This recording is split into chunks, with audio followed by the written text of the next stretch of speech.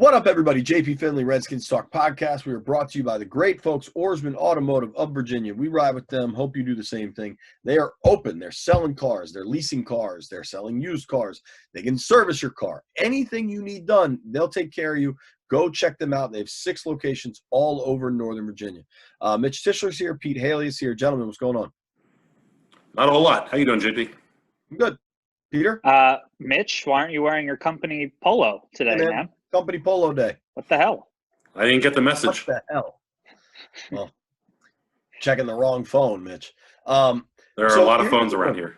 Here's what we're going to do is we've been so deep in what the Redskins have done from really since Ron's hire to free agency through the draft that we haven't kind of come up for air and looked elsewhere around the NFL. Obviously, we've had tangential conversations during free agency and the draft about Brady to the Bucs or whatever, but it's time to check in on the competition here and check in around the NFC East. Two of our best guys are bureau chiefs, Newy Scruggs down in Dallas and Dave Zangaro in Philly. We got those guys on the phone, and then we got a new guy in New York that we're very excited about, Pat Leonard, who covers the Giants for the New York Daily News. Joined me, I guess, for a few minutes to talk about the Giants. Now we'll jump back into New York a little later on. We had some time constraints there. But let's go ahead and go to the interviews. And then there's some important stuff I want to talk with the fellas when we get back. There's 3 topics I want to hit. Only one of them is about football. So stay tuned for that. I guess there's 4 topics. 2 of them are about football. That's a good ratio. I want to talk about our Dwayne Haskins interview and some of the feedback we got. And I want to talk about Thaddeus Moss, Redskins undrafted rookie tight end that spoke to reporters about his burgeoning career with Washington. But let's start with Newy Scruggs. We are very excited to bring back our official Redskins Talk Dallas Bureau Chief correspondent, Mr. Newy Scruggs. He runs sports down there in DFW for NBC. Newy, how are you, dude? Thank you for taking time for us. I'm all good, man. I'm all good. Just looking forward to seeing what's going to happen next, because down here they're expecting to have that first PGA golf tournament next month, and then that IndyCar race here. So we'll see some live sports coming up here with no fans, at least here in my neck of the woods. I am desperate for the Colonial. I am going to bet on every single pairing, every single day. I will watch every shot that is televised, all of it. I'm desperate. Okay. Newy, you're going to watch every lap of the NASCAR race? Well, it's the Indy race. It's the Indy race. And look, I tell people all the time, I like dealing with drivers. I don't like dealing with golfers. Golfers are a pain in the neck. The drivers, they want you around. They'll spend all kind of time with you. The golfers tolerate you. I'd rather go where I'm wanted, not where I'm tolerated. You're wanted here, so you're in the right place. Yeah, Exactly, Pete. Exactly. You're definitely wanted here. So this is a serious question for you. What is a bigger deal in Dallas, coronavirus or the Dak Prescott contract situation? I'd probably say getting CeeDee Lamb. Look, the Dak thing gets played up way too much by the folks at ESPN. All right, they play that thing up so much, and I actually laugh at it. I turn it off. The most I see is what I get on social media. The Jones family has said time and time again, they want the quarterback. And as long as I've covered this team, and fellas, I go back to Jimmy Johnson's last year covering the team when they were down in Austin having training camp at Barry Switzer. Whenever Jerry's wanted his guy, he's got his guy. Look at Amari Cooper, all right? That thing went down to the wire. It wasn't until Washington came in there and made him an offer that got the deal done. Ezekiel Elliott, that thing went down to the wire, and they ended up getting it done. Zach Martin had to hold out. He missed OTAs until he got his money. Dak Prescott's going to get paid, folks. So this, to me, is not a big story at all. The Jones family says they won't. So, Newy, what's interesting is I remember when you and I were talking during the Zeke Elliott holdout, and you said the same thing. You're like, listen, when Jerry wants something done, it gets done. And that has been my answer every time I get asked about Dak Prescott. I'm like, listen, from what I understand, when Jerry Jones wants something to get done, it gets done. And I think this thing will happen too, and it's really not that big of a deal. I want to dive into the draft kind of specifically, but how's just the offseason? Like, where's your – I know how you felt about Jason Garrett. You didn't hide that very well. How excited or comfortable are you about Mike McCarthy? Look, Mike McCarthy brings competence, okay? Mike McCarthy's a guy that's not going to get beat by the New York Jets after Sam Darnold takes off a month, all right? I mean, that's we're not going to see that happen. Jason Garrett loses 2 games a year, okay? This dude's going to lose 2 games a year. Now, you think about it. Here's a team that finished 8-8. So what if you end up beating the Jets? You know, you're 9-7. Then at the end of the year, Philadelphia's got nobody healthy, and they can't beat them. So those 2 games right there, you're a 10-6 team, and this dude's still coaching. But thankfully, he lost, and so he's gone. Mike McCarthy's just going to be able to coach guys, and they're going to bring in some guys on the defense like Mike Nolan and Jim Tomsula, who, in my opinion, will actually ask these guys to play to a certain standard. We have too many dudes around here down in Dallas wearing Cowboy uniforms who act like they've won something and they haven't. And it's going to be refreshing to see somebody who's going to come in here and actually say to these guys, see the Super Bowl ring? I earned it as a head coach. In fact, I'm the only dude who's won a championship at AT&T Stadium. So you may want to listen. I love the subtle shade of Jason Garrett. You mentioned CeeDee Lamb.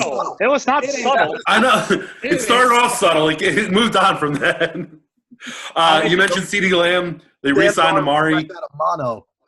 Is this the best offense? Is this the best offense in the NFL short of the Chiefs? No. Look, here comes the problem. All right, now I'm a realist, okay, and I tell people all the time, if there's any organization that gets way too much hype in the NFL about whatever guys do, it's the Cowboys, okay? So this whole thing of, they're going to be great. To me, this whole receiver offense everybody gets excited about, to me, the more exciting thing is about Ezekiel Elliott. If you're running 11 personnel, and Mike McCarthy ran a lot of 11 personnel for 80% of the time in Green Bay, Ezekiel Elliott should be able to eat. And if Mike McCarthy does what Jason Garrett didn't do, which is give the ball to Elliott in space on some quick passes, he could end up having a really big year. This whole thought process, CeeDee Lamb. Look, CeeDee Lamb can help, but this is going to help Ezekiel Elliott. And if Ezekiel Elliott is playing at an elite level, we've seen what the Cowboys can do in the past. They can win 13 games. They can be a really good football team. So to me, when I think about the offense, if the O-line is healthy, and believe me, people aren't talking about that enough. They've got a center battle because Travis Frederick ended up retiring. So does Joe Looney, who ended up being the starting center when Travis was out with Guillain-Barré syndrome. Is he getting it? Is Connor McGovern, the rookie last year, who was a rookie, missed all the season? Is he get it? Do they try out the kid from Wisconsin who they drafted in the 4th round? Does he get it? So who's the center? How do they operate this offense? To me, that and Zeke Elliott are the bigger things that I'm more worried about, because if the O-line is straight, the run game is straight, then Mike McCarthy can do a whole lot of things offensively from there. I think JP wants to get into draft talk, but I'll just say, if you want an in with Jim Tomsula, tell him you know Mitch Tischler, and he will be your best friend immediately. Jim and Mitch were so tight, and I know Mitch is jealous. You now get to cover him.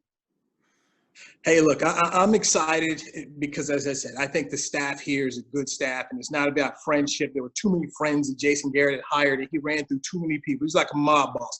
Anytime something happened, he locked people off, and somehow he stayed clean. So Jim Tomsula at least has some respect, and getting this D-line and getting some people out here to do something. I mean, DeMarcus Lawrence signed the richest contract Cowboy history, and then you give the team 5 sacks. I mean, the standard has to be high. So I'm excited about Jim Tomsula working with Leon Lett, big cat who won 3 Super Bowl rings. I think the D-line can be a lot better, especially adding Gerald McCoy to that thing. So I will definitely drop whatever knowledge I can on Jim Tomsula to get my ends. Just bring a 6-pack of beer. He'll be happy. Jim Tom's great. You're going to really enjoy talking.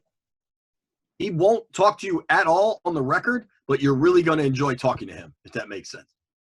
Oh, look, I tell people all the time, those are your best conversations. I enjoy knowing if a guy doesn't want to be on camera, fine. That means I can just have conversations with the Jim Tomsula app.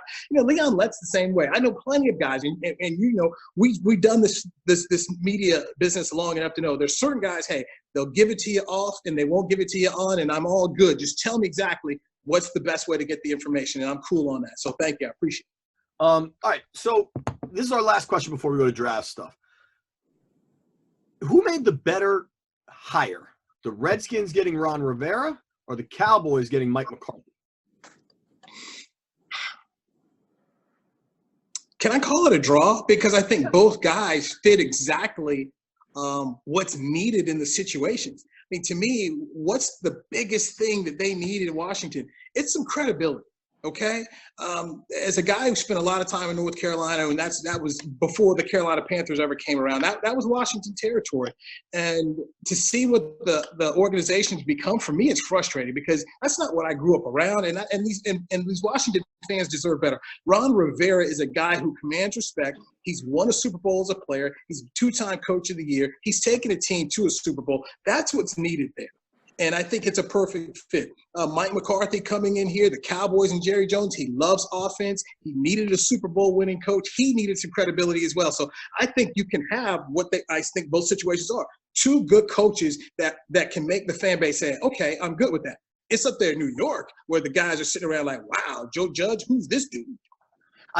Oddly, the Giants all of a sudden, I think for the last few years have become the messiest franchise in the messiest division in football, which is the NFC East. All right, I want to run through this. So stay with me, I'll explain it. For every draft class, there's the obvious guy that has to make an impact right away.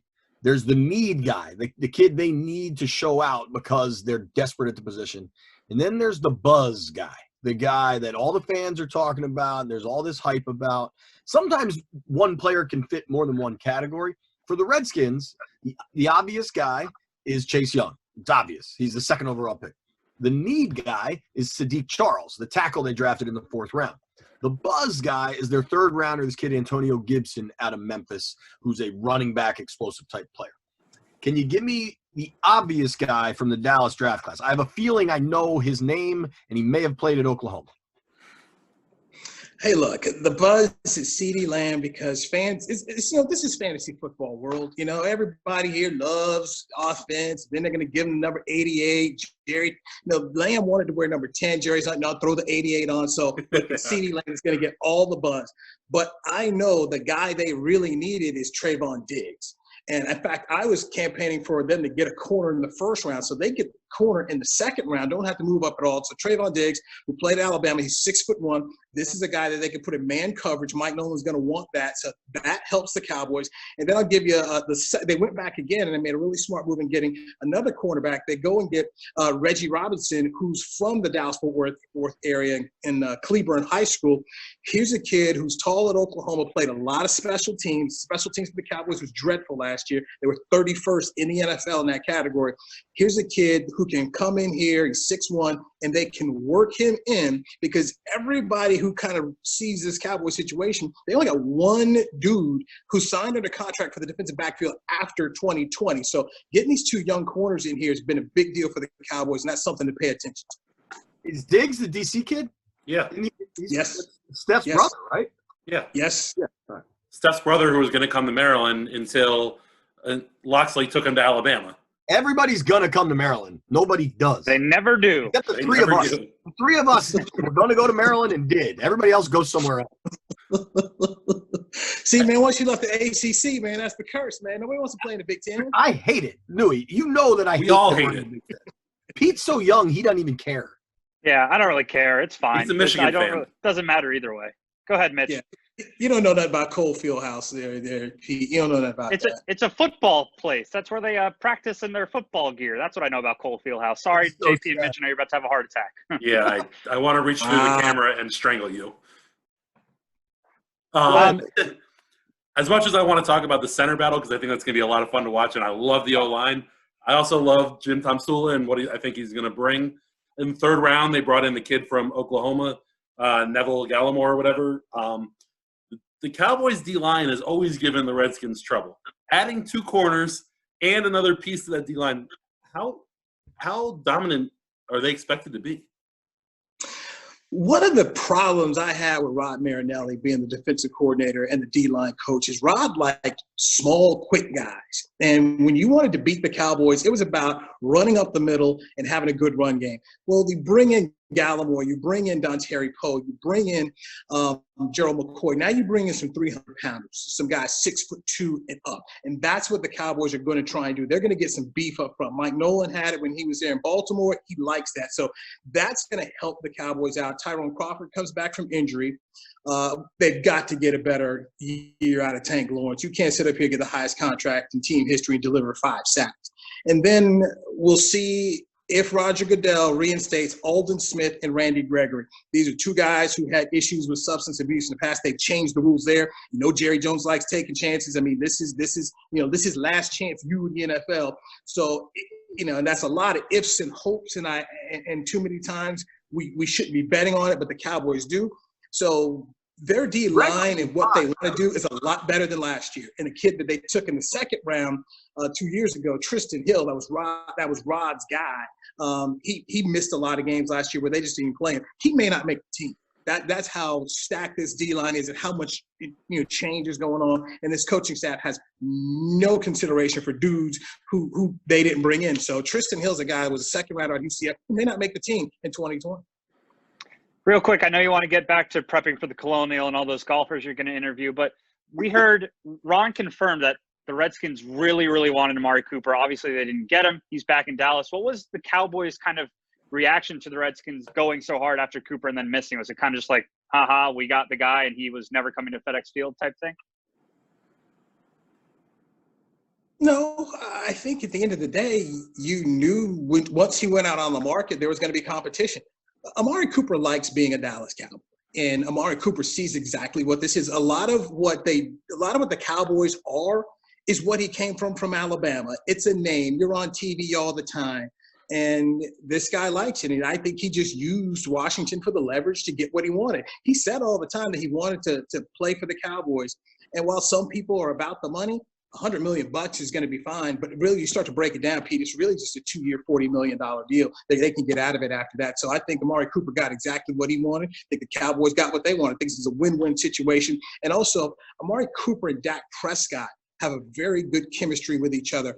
And I don't think Cooper wanted to, especially having coming out of Oakland, wanted to go to another situation that was unstable. So I think that's one reason why he decided to stay right where he is with the star on his helmet. It's nice and Big D, man. They got a nice stadium. Newy, you're the best. At Newy Scruggs on Twitter, NEWYSCRUGGS. Always appreciate the time, dude. Thank you. And Newy, I sincerely, from the bottom of my heart, hope that I am sharing Thanksgiving turkey with you at Jerry World. Me too. Hey, man.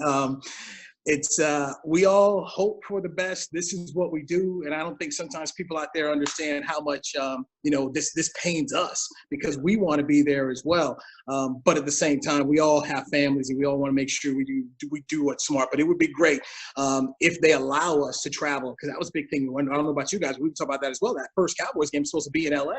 We even going to have the game in LA, and if so, do we go or do we travel? Does NBC allow us to travel? So a lot of questions. But man, you're right. It would be great if we could all get together at least and see each other, because that would be therapeutic as we try to get back to normal.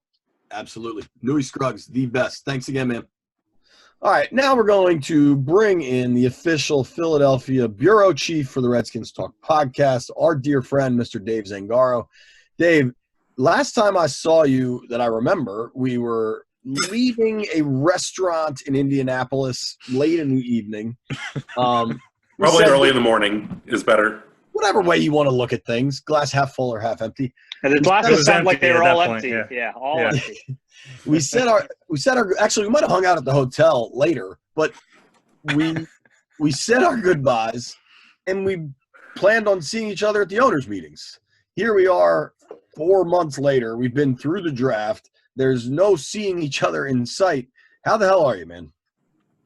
I'm doing well, all things considered. I mean, trying to figure this out. We were just talking before we started about Zoom. I feel like I spend most of my days on Zoom now, which is kind of weird, but I think everyone's kind of figuring out how to do this remotely. It's been okay. Yeah, it's weird. You kind of get used to it. We want to talk about what's going on in Philly and the draft and everything, but I don't know. You're our friend, and we have a little bit of time for diving in here. What are you? So I've been steadfast that I think there'll be football this fall. That is 90% my opinion and 10% just hope. I am dwindling a little. I'll be honest. I think I'm now at 70% my opinion and 30% hope. And I'm talking about week 1 football. I don't know about fans in the stands, but week 1 football, September 13th, how it's designed. Eagles versus Redskins at FedEx Field. Where are you? I'm dwindling too. And it's hard to figure out because normally you just go, the NFL has so much money, they're going to figure out a way to throw their money around and make it work because there's a lot of money to be lost, right? Like you figure just if they lose 2 weeks of a season, we're talking millions of dollars. So that originally I thought for sure they're going to have this season like normal, but it's tough. I mean, think about the NFL roster right now. There's 90 guys on a roster. So even in this season, you have 55 guys on a game day roster, plus coaches, plus staff, plus officials, people in the building that need to be there just to operate a stadium. All of a sudden, like, what do you think the minimum amount of people needed to have an NFL game are? At least a few hundred. Minimum. I was going to say 1,000. Yeah, 500-ish. So, I mean, based on that, I the only way to do it, and this is not me, I mean, this is what Dr. Fauci said, was that you kind of need more testing, and you need to have, like, the NFL needs more testing than the entire country has right now, basically. And I don't know if it's feasible. Dude, for the golf, they're doing 1,100 people per tournament. Now, granted, golf has a huge field, and then it's a huge physical area, so you probably need security. I don't even know, but we don't need to go too far down that road. It's crazy to think about. But I don't know if you're doing the same. As far as like, I'm going to continue talking about football like the games are coming because I don't know what the hell else to do. So we're going to talk about football like the games are coming. Watching the Eagles offseason from afar, the only team in the NFC East that has retained the same head coach, no major structural changes. And that's good. That's only a good thing, especially when compared to Dallas, New York, D.C. Here's my baseline question. Have the Eagles gotten better this offseason? I think they have, but it's been minimal. I mean, and I think the fact that they do have the same head coach, same defensive coordinator, this offseason in particular is a big deal. I think it's a bigger deal this offseason than in a normal offseason. They added some pieces. I mean, they added Javon Hargrave, who is going to be a really good player. He already is. They drafted a receiver in the first round, a position they needed to address. I think they should have addressed the receiver position in free agency. I thought there were options available, and they chose not to. They chose to wait to the draft, and then they took Jalen Reagor, who, in my opinion, isn't as NFL ready as some other guys in this draft. So I think they gambled a little bit there. They got a cornerback. They finally got a number one corner in Darius Slay. That's a big deal. If he can be, a top 5 corner, which at times in his career he's been, that'll help them because their cornerback situation has been so weak over the last few years. I mean, they've gotten better. I don't know if they're significantly better. I think there are still some major questions about this team for sure. I mean, one of those questions has been that secondary. Obviously, adding Slay is a big step, but are they ready to step up and be better? I mean, you look at around the NFC East, and there are some big names of receivers, especially down in Dallas. Are the Eagles ready to compete with that? Yeah, it's a good question. I mean, having Slay helps, and it's funny because Jim Schwartz, in his time in Philly, he hasn't had a corner travel with the best receiver in the other team. And I think a lot of that was because he didn't have the talent to do it. With Darius Slay, you'd imagine they're going to say, hey, there's Amari Cooper, go deal with him. Now the problem is you have CeeDee Lamb on the other side. Who covers him? Their second corner right now is probably going to be Avonte Maddox or Sidney Jones, one of those two, whoever wins that job. And I didn't mention it, but they lost Malcolm Jenkins. And when I say they lost him, they didn't want to keep him. They could have signed Malcolm Jenkins. He took a deal in New Orleans that isn't worth a ton of money. They could have prioritized keeping him, and they didn't. And the safety position now, to me, losing Malcolm Jenkins almost cancels out gaining Darius Slay because Malcolm Jenkins was maybe he's getting a little older and longer in the tooth, but he's still a really important part of that defense. He was their leader. He played like 5 different positions, and they're replacing him with Jalen Mills, a former corner, Will Parks, who comes from Denver, and a rookie in Kayvon Wallace. So that position is really unsettled. They brought back Rodney McLeod, the other safety, but losing Malcolm Jenkins is a big deal, and I'm not sure if they've done enough to make up for that. You mentioned how the Eagles have the same head coach and OC. They also have the same quarterback. And to me, on the outside, the Carson Wentz, he seems almost as polarizing as Kirk Cousins was when he was with the Redskins. Does it feel that way to you, covering the team day to day? And what are the two sides, and how many fans are on one side versus the other, pro Carson and then maybe anti Carson? It has been strange because he has become polarizing. And I think a big reason for that, and the obvious reason, was he wasn't the guy on the field when they won the Super Bowl. And I always feel like he doesn't get enough credit for that season. They were really good. I mean, he got them off to a great start. They won the division in the game he got hurt. He was the MVP after 13 weeks of the season, in my opinion. And the injuries have hurt him. He has not been the quarterback on the field for the last snap in each of the last 3 years. And you can look at it and say he's injury prone, and I understand that. To me, they're kind of fluky injuries. He had the knee in 2017. He's diving for the end zone. It happens. You'd like to see that not happen, but it happens. The next year, he has a fractured back. It was a stress fracture. We don't have any proof of this. My theory is that the knee somehow led to the back because it changes your motion. And then last year, he gets hit in the head as he's trying to dive forward and gets concussed in the first quarter, the most unlucky of all three. But you can look at that, and you can look at his college career, and you can look at the broken ribs as a rookie and say, this guy's injury prone. He's never going to be that MVP type player because he can't stay on the field. And I can't really argue with that right now because he hasn't done it. I mean, he played 16 games last year, and then he gets hurt in the playoffs. And he's just not going to get that monkey off his back until he plays a full season from start to finish, plays in the playoffs, goes on a playoff run.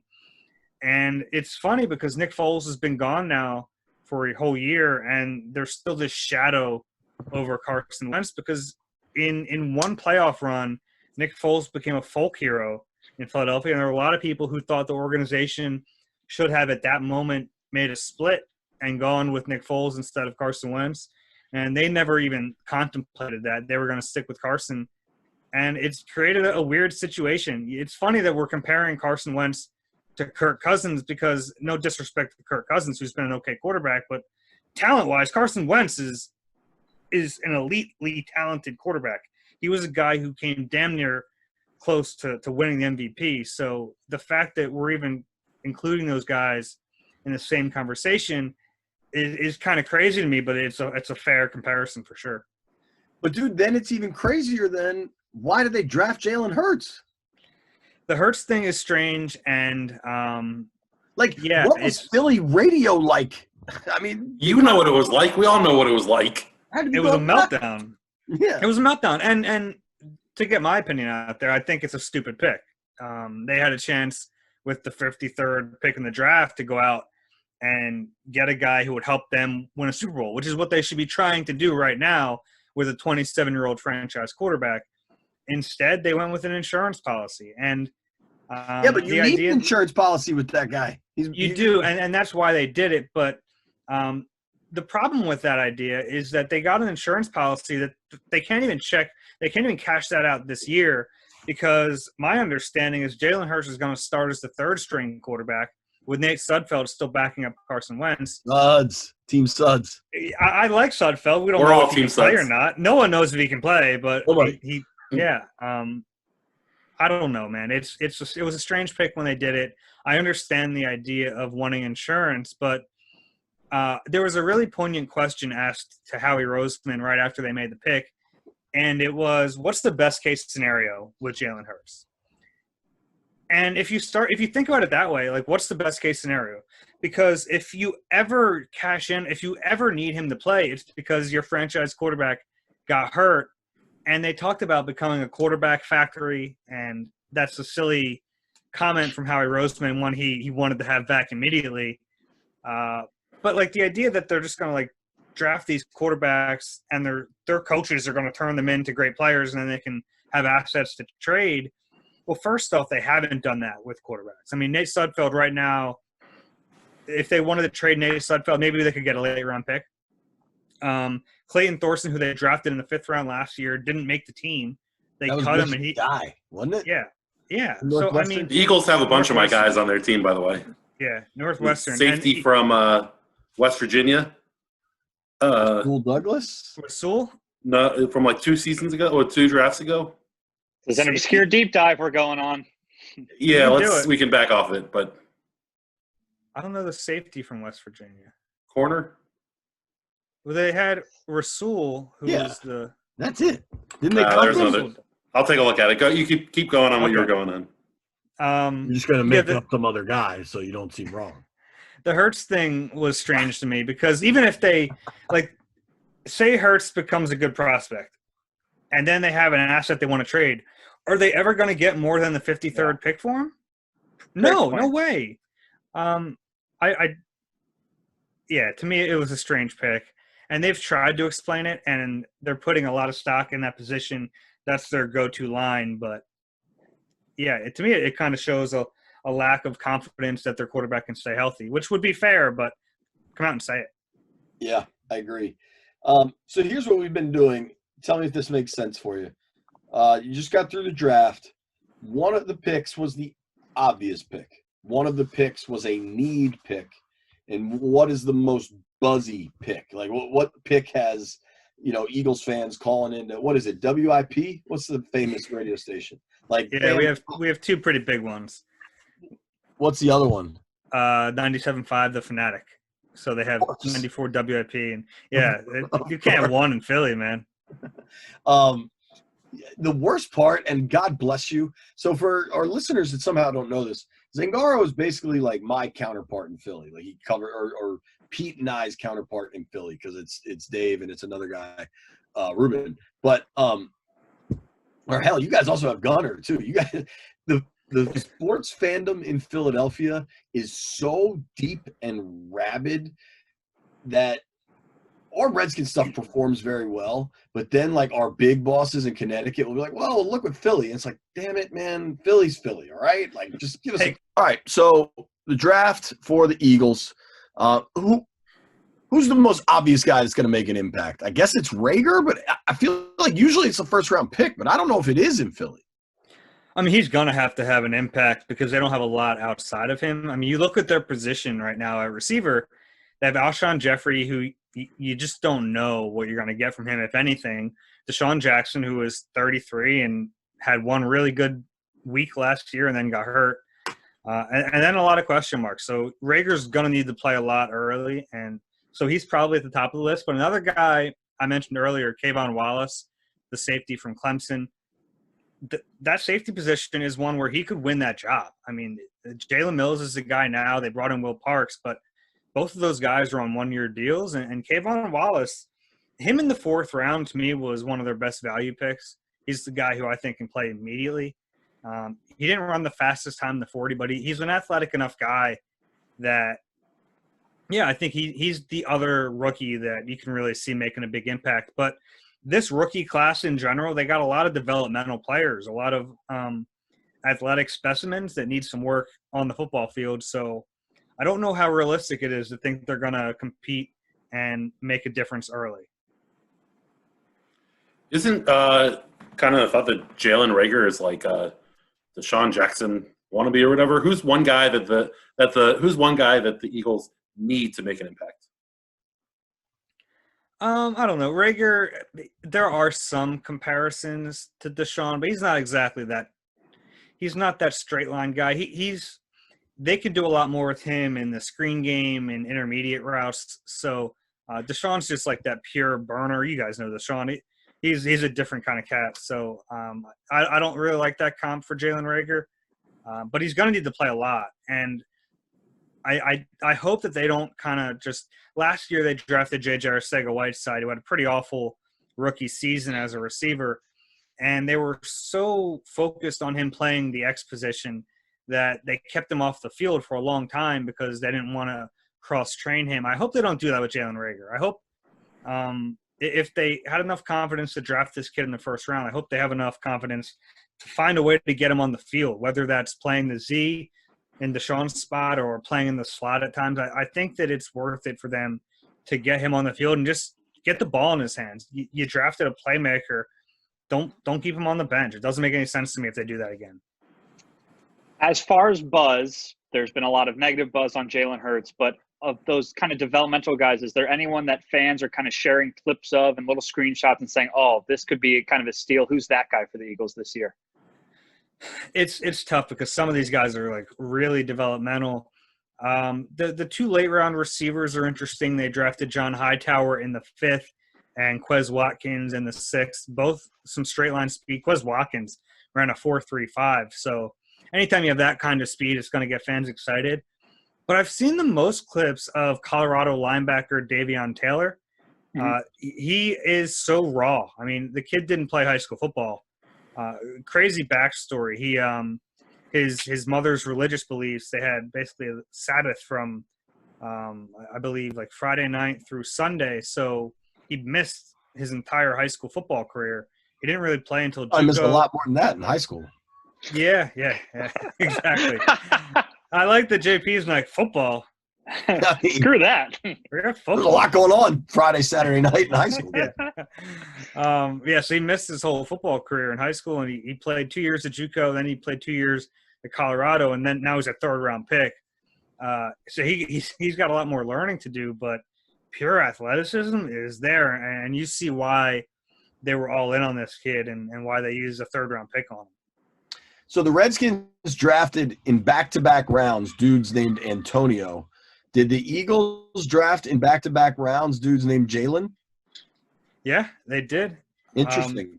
They were. We were all joking after the Jalen Hurts pick that come round 3, they were going to take the top available Jalen on the board and just roll with that. So I don't just put this in your back pocket in case you need this comp down the road. But I remember an NFC East team taking a receiver in the 20s in the 1st round out of TCU that a lot of people were, oh, all right. I mean, he made some plays, but I don't know. So if you need a comp, don't start throwing Josh Doxson's name around, or people in Philly might riot. Yeah, they're different players. I really like Doxson coming out. Sure. I mean, Rager. Well, so one of the things that didn't involve us in a bar was during the combine was I went to Lucas Oil, and I was there the night he was running.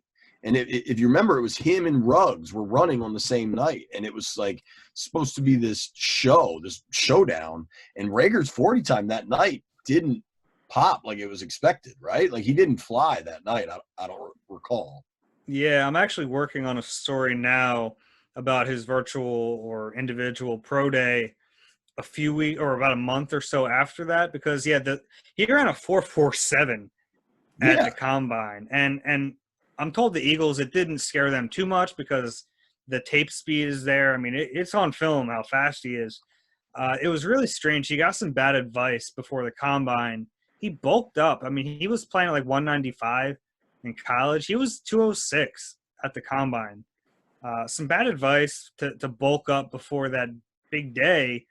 The jumps were there. You could tell he had explosion from them. But running the 4.47 and showing up 10 pounds heavier than you played in college, pretty silly. So he was back down to 197 at this individual pro day. Now, I take the numbers with a grain of salt, but they clocked him at 4.22 and 4.28, which who knows if that's right, but he's a lot faster than 4.47. Sure, so I know that that shocked the Eagles themselves. They left that night just probably like you and a lot of other people really surprised and confused about this kid running the time he did. But their numbers, the play speed numbers kind of backed up that he was faster. And then he goes out in his individual pro day, and believe those numbers if you want, or you don't have to, but he's faster than 4.47 for sure. I agree with that. Dave, you're the best, dude. Thank you for joining us. Let's get one more real quick from there are rumblings or sort of grumblings with the Redskins left tackle position, whether they should entertain signing Jason Peters. Do you have anything left? Yeah, I mean, I think he has something left. I don't know if that's a great relationship fit based on him and Trent Williams sharing an agent. Right. I know he's out there, and the knowledge I have with Jason Peters and the Eagles is that's still a possibility. When he became a free agent in March, they kind of said, we'll keep in touch. We'll see how this goes. And that's where they are right now. Still a possibility he ends up back in Philly. We'll see. I think he's got something left in the tank. I don't know if he'll give you 16 games. I don't know if he'll play every snap. But when he's out there, he's still a pretty good player. How long does that last? He's 38, so I don't know if he might just hit a wall at some point. But he's always been a freak of nature. So, yeah, I think whichever team he ends up on this year is going to get a pretty good player for as long as he's out there. But there are some serious questions about how long that will be. All right, dude. Thank you very much. Tell everybody where to listen to the Eagle's Eye podcast. Yeah, we have the Eagle Eye podcast. It's wherever you get podcasts. It's there. It's there. I don't know. It's there. It's there and available for all your listening pleasure. Good stuff. Thank you, man. Stay safe up there. We are very, very excited to have Pat Leonard on the podcast, covers the Giants for the New York Daily News. Pat, thank you very much for the time. We are both in time crunches here, so we're going to be relatively quick. Let's start here. What is the reaction? How is the Joe Judge era going so far? Well, as far as we can tell, JP, it is a coach who comes in, his first time being a head coach at any level, and he is going to coach the Giants hard. He's going to coach these players hard. He wouldn't even mention a player's name for the first 3 months, essentially, that he was on the job, because he believes everyone's going to need to earn their spot. And so from the outside looking in, what we see, but we don't get to walk in the locker room, as you know, right now. Right. The big question is, how will players react to being treated equally across the board? How will star players like Saquon Barkley react to having to compete for his job come training camp? And that's, Judge says it, but at least to me, it doesn't feel like just words. I think he means it. At the same time, he is going to have his players' backs. So part of that is he wants his players to know that when they all go onto the field together, they're all going into battle as a team. I guess, from my vantage point, it's easy and it's fair to be skeptical of someone who's 38 years old, who's never had this position before at any level. But so far, the Giants are happy, at least, with how organized Judge has been and how he really has a contingency plan for everything. And that's one of the things a lot of people who know him were saying right when the Giants hired him, is that he handles a lot of information very well. And so Joe Judge is not overwhelmed, even though it would be easy to feel that way at this juncture. Gotcha. I tell you what, it's a good thing Odell's not there. If everybody's got to earn their job, imagine how that would go. It's an interesting point you make. I think what I would say to people is that don't take for granted that Saquon might not react. He might accept it, but when push comes to shove, you could see Saquon Barkley, Sterling Shepard, and I'm not calling these guys divas. I'm just saying Odell's not the only one who would chafe, and there's still guys on this roster who could chafe, and they won't be on the roster anymore if they react to it. Yeah, there are plenty of people in the NFL that want a little respect on their name. I mean, in D.C., we saw the Quentin Dunbar situation unfold, and I think around the league, people are like, wait, Quentin Dunbar is holding out? Like, who is that? All right, how about this? Best draft pick from the Giants haul? Probably Xavier McKinney, the second-round pick, the safety from Alabama. Just when you measure the value they feel they got, I think it pretty much a consensus, a first-round level talent that they got in the early second round, and a position they need very badly, and versatility. But, another name, a secret, or not secret, but under the radar one to talk about would be Shane Lemieux, the guard from Oregon that they got later in the draft. He is not only a guard with a ton of starting experience at Oregon, but also someone the Giants believe can play center, and they're going to cross-train him there. And so that could be a player that functions potentially as a starter down the road, but certainly adds depth, where you already see Andrew Thomas come in at left tackle, and you hope that he's going to be your longtime left tackle for the future. But a guy like Lemieux, you hit on somebody like that in the later rounds, that's where you start really building, as you know, a team that can withstand injuries in the long 16-game season. And you save a bunch of money not having to pay top guard money or center, whatever that is. Worst pick? Well, this is up in the air, but Matt. Of course it is. I mean, it's right. Nobody's taking a snap. No, for sure. Yeah, I guess what I meant by that is if you talk to people, scouts, etc., people around the league about Matt Peart, the Giants' late third-round right tackle selection out of UConn, started a ton of games, 2 seasons at left tackle, 2 seasons at right tackle for the Huskies, but is kind of a boom or bust player. He looks the part. Now the question is whether he has the mentality, the finish of, all 4 quarters nastiness that you need to stand up against top pass rushers in the NFL. I think a lot of people are looking at this Giants draft this way. If they hit on not only Andrew Thomas in the top 5 pick, but also on their 3rd round tackle pick out of UConn and Matt Peart, they could have bookend tackles for a decade. Now you're talking about the Giants no longer being a team that's easy for most clubs to beat year in and year out. Now you're talking about a team that's tough to handle, and perhaps Saquon Barkley runs absolutely wild, but without the 3rd round pick they traded away in the Leonard Williams deal last season, if you also then miss on this late round compensatory pick, which they got, by the way, from Landon Collins walking to Washington, now you're talking about essentially having a 2020 draft where even if you landed in the 1st and 2nd rounds with McKinney and Thomas, you feel like you're walking away empty with no meaningful 3rd round production in what is supposed to be a long-term productive rebuild. Pat, that is great info. I want to let's do this again. I want to dig in more on Judge and Daniel Jones and everything going on in New York. I know that we're both very busy. I appreciate you coming on. I'm going to hit you up again maybe in the next month or so to dig in a little bit more. Look forward to it. You know where I'll be. Tell everybody what your Twitter is. It's at PLeonardNYDN, and I'm on Instagram too. It's @PatLeonard_NFL. So hit me up on both of those, and we'll have fun, hopefully, once this season begins. Let's hope we're playing football. Pat, thank you very much, dude. We'll catch up soon. Thanks, JP. All right, big thank you to Newy Scruggs, Pat Leonard, and Dave Zangaro. I'm telling you, man, the way I feel about this is I don't think the Eagles have improved that much. I think the Cowboys have. In my mind, I think the Cowboys are the leaders in the May clubhouse for the NFC East. Well, a lot has to happen between now and then. We'll see. I don't know what to make of the Giants because they just keep churning out coaches up there. You guys, I'll tell you one thing. NFL players definitely like when their coach comes in and tries to be a hard ass right away when they don't have a track record at all. So I'm sure Joe Judge is going to hit the ground running in New York. Not only that, it's a team that's not going to win a whole lot of games. I can't imagine that's going to go over very well when they're sitting at 2-4 or something like that. 3rd of the way through the season. I'm sure the New York media will be easy on it and not, throwing flames on the fire. Right. So, somebody coming in here? Uh-oh.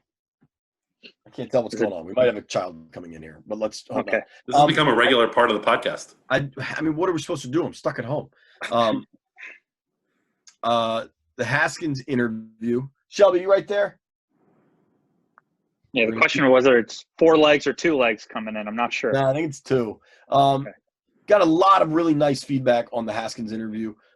Thank you to everybody that reached out or social media, whatever. Thank you everybody who listened. Thank you to Pepsi for setting it up. And thank you to Dwayne. I think the key to that interview was Dwayne being himself and kind of letting his guard down a bit. Yeah, you talked about everyone reaching out. What's interesting or cool is that, when ESPN or CBS or NBC, sports, big NBC Sports wants to use a clip from us, I get an email asking, for rights, if they're able to use it, and the flood of emails that we got in the, days after we started posting stuff, I guess it was last Monday or whatever, was way bigger than normal and kind of gave you a clue that interview was as big as we thought it was. Because there are times we do stuff we think is awesome and a big deal and it doesn't really hit nationally or whatever. This certainly was one of those that hit nationally, and that was awesome to see. Yeah. All right. Go ahead, Pete. I look forward to seeing that Dwayne come out more, whether it's at the podium in Ashburn or more Zoom conferences, whatever the path this season takes, because I think knowing he's the guy clearly is making him comfortable, and he's just going to continue that way. And I look forward to more insightful and reflecting type answers, which JP kind of got at in that interview. So well done all around. Well, that's great. I hope it makes him better on the football field. I mean, that's what matters, Yeah. Thad Moss one takeaway. Mitch, were you on that? Or did you? Yeah. Okay. The thing for me is that he explained he picked the Skins over the Bengals and the Pats. And if you look at his father's career with the Patriots, and if you look at the fact that the Bengals just drafted Joe Burrow, that Moss just won a national title with at LSU and had a pair of touchdown catches in the title game, pretty remarkable that he chose the Skins. Now, the Skins might have given him more money. So we don't know that answer. The Skins might have given him more money, which makes it a lot easier to make that decision. And I think in Washington is easily the fastest track to a roster spot and playing time. Your takeaway from that? To me, it was the chip that he has on his shoulder. I mean, I think you look at the fact that he wasn't drafted, and he mentioned specifically special teams guys were picked in front of him. I mean, I think he's a guy that looks at himself and has that kind of confidence that he's obviously more than a special teams guy. And you mentioned all the accolades and things that he did at LSU. You would think that would be enough to get him on some teams' radars. And the fact that only 3 teams reached out to him after the draft, that's a guy who has that chip firmly planted on his shoulder. Yeah, I mean, I think it was a foot injury, but yes, I agree. Sure. He's clearly pissed off. He called it a slap in the face, but he's also not taking the approach where he's like, I remember all those 32 teams, I'm going to make them pay. He also told us, like, look, this is a position I'm used to. Because of my last name, people are always questioning what I can do, are always comparing me. And I'm totally accustomed to this, and I'm going to earn whatever's given. Clearly, nothing was given to me yet. And he said, whatever my career is, 1 year, 2 year, 3, 4, 5, or 10 years, you're going to respect what I did because I earned everything I got. So I thought that was an impressive stance to take. He was clearly insulted, but using that feeling in a positive way going forward. I agree, but it's also like, you can't hold it against any one team when there's 7 rounds and nobody picks you. Like, if you slip to the second round and you think you're a first rounder, or if you slip to number 12, and there's 3 running back, like there are times for that, but undrafted is not the time for that. But also, when the Redskins bypassed him 8 times too, and he's on the Redskins now. So that's a very good counter to that. Okay. Quickly, Mitch is watching Billions. A dear friend of ours has a spouse involved in Billions. You each get to do you know Mitch? I think I do.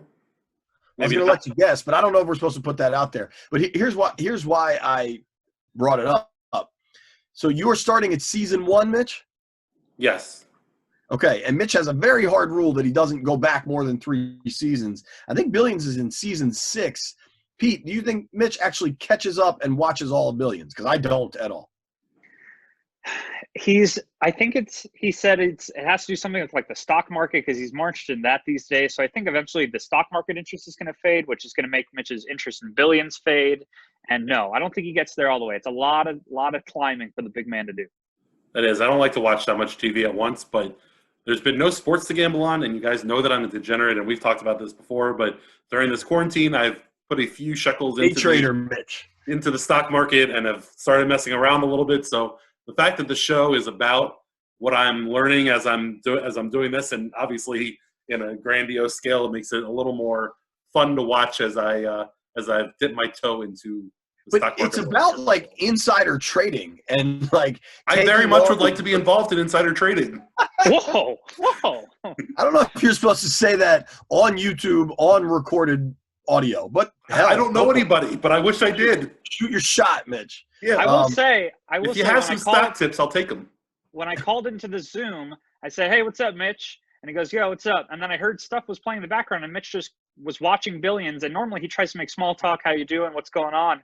He just totally ignored me and was watching. So there is immediate interest. I just don't know if it's going to last for 6 seasons.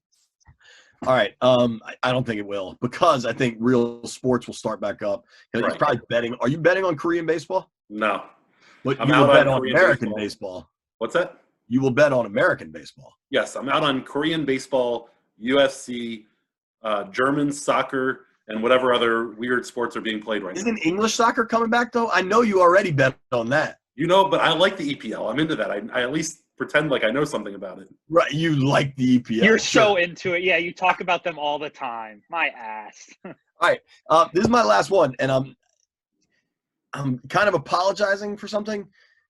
I went to the Outer Banks a few years ago with my wife's family, and on my Instagram, I have like I don't know how it works. If Pete was around, I would let him maneuver my Instagram.